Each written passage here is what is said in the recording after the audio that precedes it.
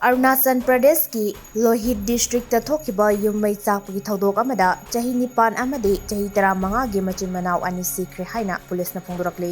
Thodok asigi matangda Lohit district ki Superintendent of Police Tupten Jamba na phongdorakpagi matung inna mai chakpagi thodok adu haukiba ahing pung 3 rom tabada Lohit district headquarters oiriba Teju town gi Pion colony da thokiban Hairi. Mai adu matau karamna horakhibano haiba chapchana khangba ngamdrei.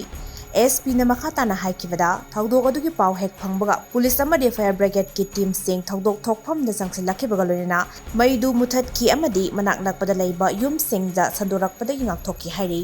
Police na mafam madudagi maina chakraba asiba haksang ani recover tawkhrei. Postmortem amadi atai legal gi oiba formality sing loiraba matungda asiba haksang sing makhoi gi imungi miyoi sing da khosinakra haina SP na phongdoki.